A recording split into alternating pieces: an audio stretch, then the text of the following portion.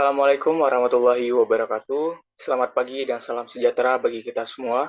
Yang terhormat Bapak Rusmianto, ST, MSI, selaku dosen pengampu mata kuliah Akuntansi Keuangan Menengah 2, dan teman-teman semua yang saya banggakan.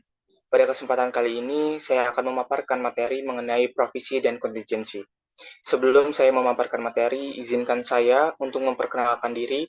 Nama saya Rizky Rahmatullah, NPM 217555030, dari program studi D4 Akuntansi Perpajakan kelas 4A. Untuk mempersingkat waktu, marilah kita simak video pembelajaran berikut ini mengenai provisi dan kontingensi.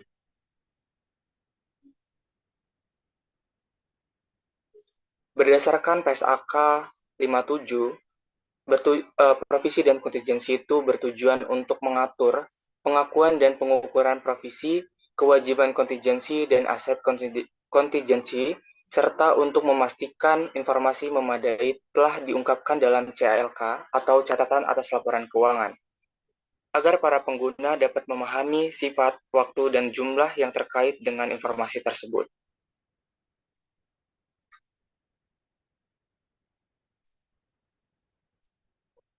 Pengecualian. PSAK diterapkan oleh suatu entitas dalam akuntansinya, kecuali yang timbul dari 1. Kontrak eksekutori, kecuali jika kontrak tersebut bersifat memberatkan atau onerous.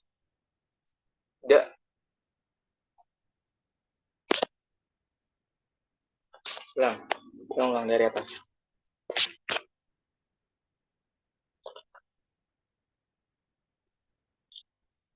Dari slide awal.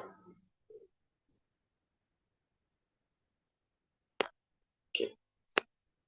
Assalamualaikum warahmatullahi wabarakatuh. Selamat pagi dan salam sejahtera bagi kita semua. Yang terhormat Bapak Rusmianto, ST, MSI, selaku dosen pengampu mata kuliah Akuntansi Keuangan Menengah 2, dan teman-teman semua yang saya banggakan. Pada kesempatan kali ini, saya akan memaparkan materi mengenai provisi dan kontingensi. Sebelum saya memaparkan materi, izinkan saya untuk memperkenalkan diri. Nama saya Rizky Rahmatullah, NPM 217555030, dari program studi D4 Akuntansi Perpajakan kelas 4A. Untuk mempersingkat waktu, marilah kita simak video pembelajaran berikut ini. Berdasarkan PSAK 57, bertujuan untuk mengatur pengakuan dan pengukuran provisi, kewajiban kontingensi, dan aset kontingensi, serta untuk memastikan informasi memadai telah diungkapkan dalam CALK atau catatan atas laporan keuangan, agar para pengguna dapat memahami sifat, waktu, dan jumlah yang terkait dengan informasi tersebut.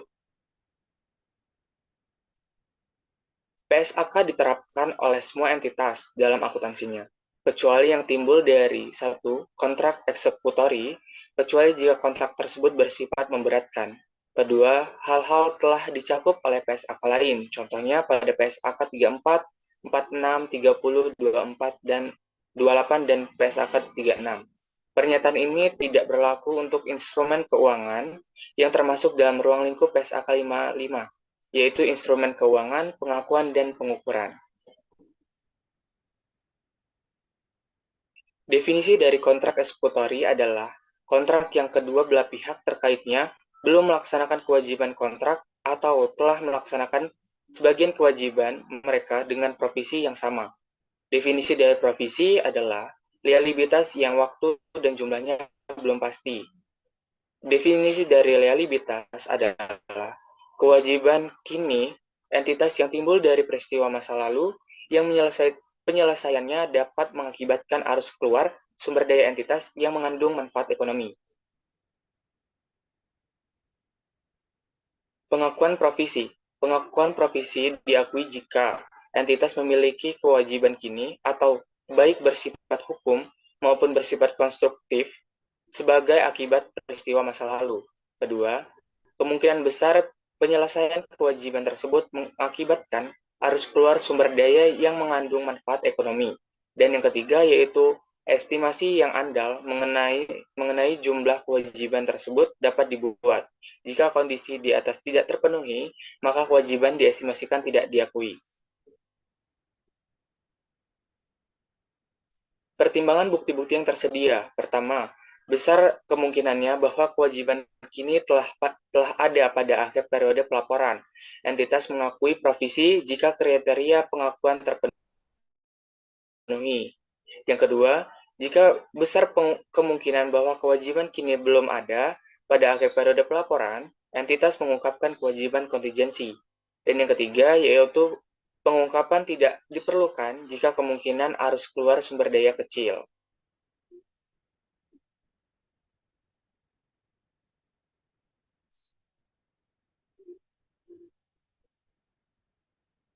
Provisi diakui hanya bagi kewajiban yang timbul dari peristiwa masa lalu, yang terpisah dari tindakan entitas pada masa mendatang, yaitu menyelenggarakan entitas pada masa mendatang. Contohnya, denda atau biaya pemulihan pencemaran lingkungan yang mengakibatkan arus keluar sumber daya untuk menyelesaikan kewajiban itu tanpa memandang tindakan entitas pada masa mendatang. Yang kedua, biaya kegiatan purna operasi instalasi minyak atau instalasi nuklir sebatas jumlah yang harus ditanggung entitas untuk memperbaiki kerusakan yang telah ditimbulkan. Contoh selanjutnya yaitu ketika terjadinya kerusakan lingkungan, entitas tidak terikat untuk menanggulanginya. Akan tetapi, perbuatan yang mengakibatkan kerusakan tersebut akan menjadi peristiwa yang mengikat pada saat terbit peraturan perundang-undangan baru yang mengharuskan kerusakan itu untuk ditanggulangi atau pada saat entitas mengumumkan secara terbuka untuk menanggulangi kerusakan tersebut sehingga menimbulkan kewajiban konstruktif. Jika terdapat sejumlah kewajiban serupa, misal garansi atau jaminan produk, atau kontrak-kontrak serupa, kemungkinan arus keluar sumber daya untuk menyelesaikan kewajiban tersebut ditentukan dengan mempertimbangkan keseluruhannya sebagai suatu kelompok kewajiban.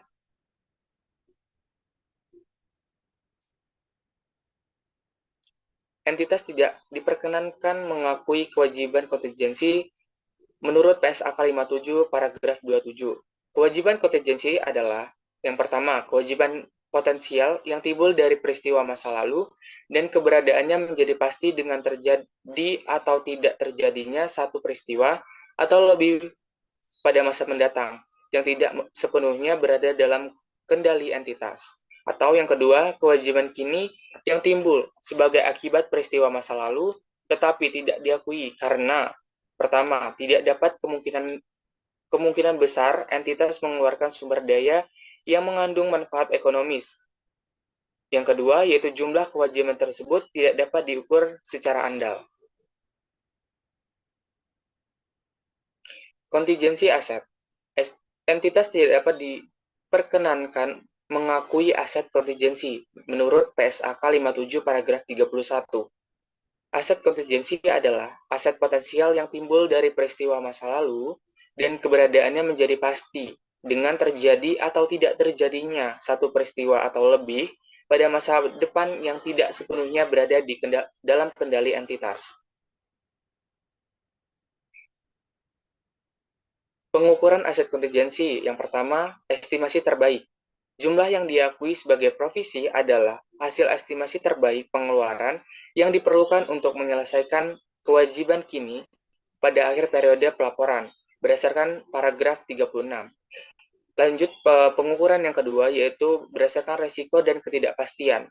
Jumlah yang diakui sebagai provisi adalah hasil estimasi terbaik pengeluaran yang diperlukan untuk menyelesaikan kewajiban kini pada akhir periode pelaporan berdasarkan paragraf 42. Pengukuran yang ketiga yaitu nilai kini.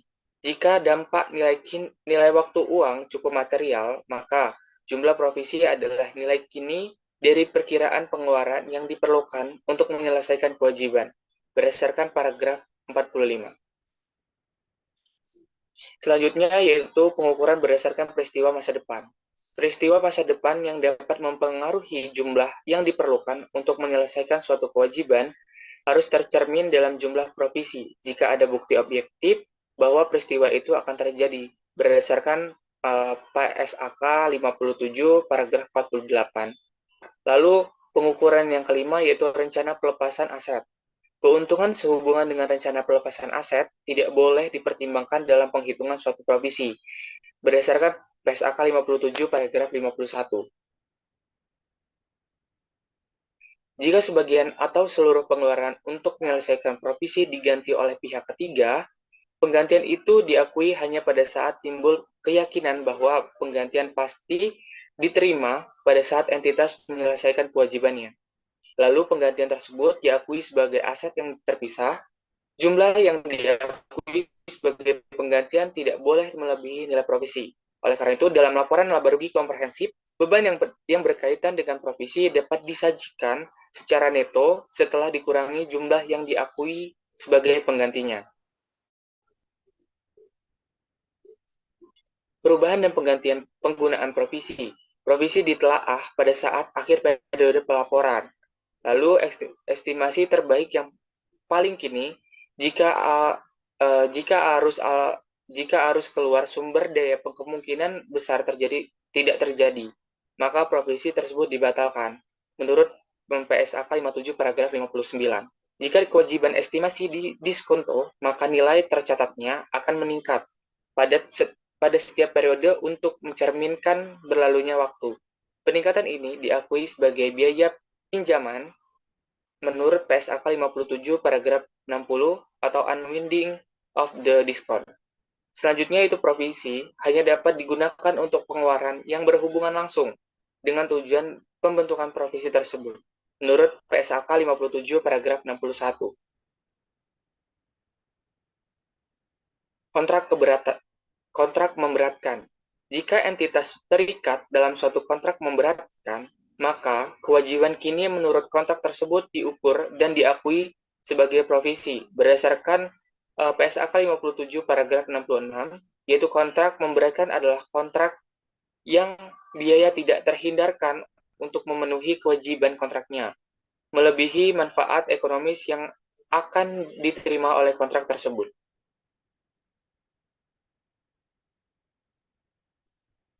Restrukturisasi. Restrukturisasi adalah program yang direncanakan dan dikendalikan oleh manajemen dan secara material mengubah satu, lingkup kegiatan usaha suatu entitas. Yang kedua, cara mengelola usaha tersebut. Contohnya, pertama, penjualan atau penghentian suatu lini usaha. Yang kedua, penutupan lokasi usaha dalam suatu negara atau kawasan ke negara atau kawasan lain. Yang ketiga, perubahan dalam struktur manajemen, misalnya menghilangkan satu lapisan manajemen. Dan yang keempat, yaitu reorganisasi mendasar yang memiliki dampak signifikan pada karakteristik dan fokus operasi entitas. Kewajiban konstruktif untuk melakukan restrukturisasi muncul hanya jika entitas memiliki rencana formal yang rinci dan menciptakan ekspektasi yang valid dalam pihak-pihak yang terkena dampak restrukturisasi. Kewajiban konstruktif ini dapat dilihat secara rinci pada PSAK 57 paragraf 72. Provisi restrukturisasi hanya mencakup pengeluaran langsung yang timbul dari restrukturisasi, yaitu yang memenuhi kedua persyaratan berikut ini. Persyaratan yang pertama yaitu benar-benar harus dikeluarkan dalam rangka restrukturisasi, dan persyaratan yang kedua tidak terkait dengan aktivitas yang masih berlangsung pada entitas.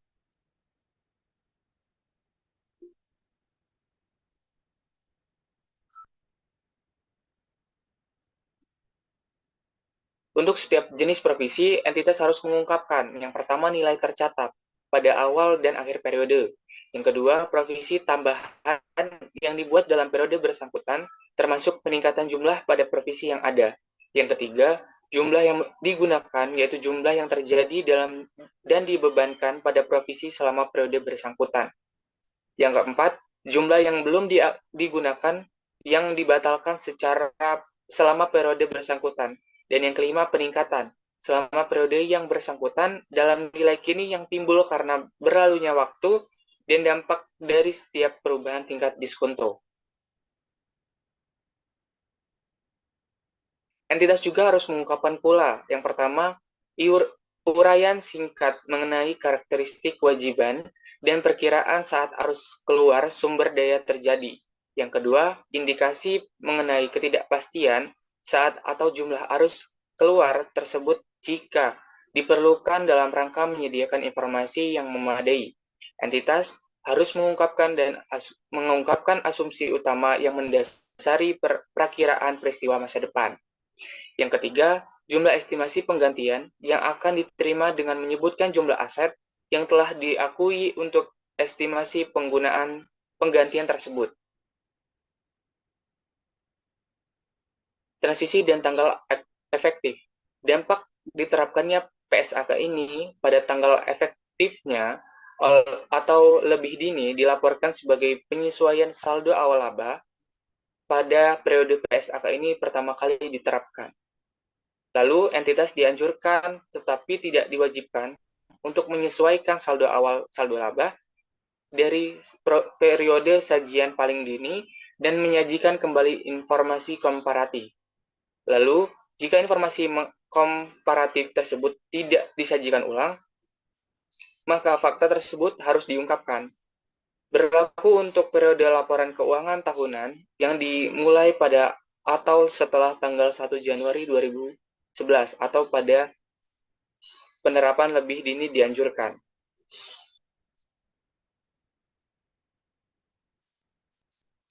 Perbedaan antara PSAK 57 dengan PSAK 57 yang lama, yaitu berdasarkan ruang lingkup, PSAK 57 dihilangkan hal tersebut yang sebelumnya termasuk dalam PSAK 57 tahun 2000.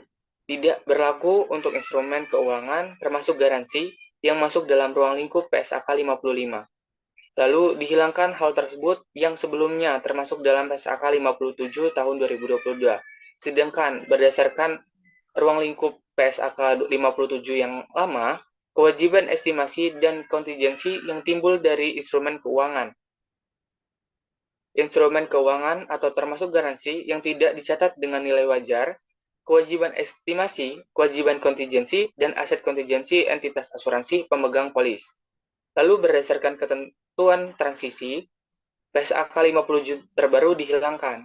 Tetapi berdasarkan ketentuan transisi pada PSAK 57 yang lama, penjelasan kontingensi transisi untuk perubahan akuntansi tidak mengacu pada PSAK 25. Lalu, perbedaan yang berdasarkan lampiran, PSAK 57 terbaru terdapat contoh refund. Tetapi pada PSAK 57 yang lama tidak diatur. Sekian materi yang dapat saya jelaskan mengenai provisi dan kontingensi.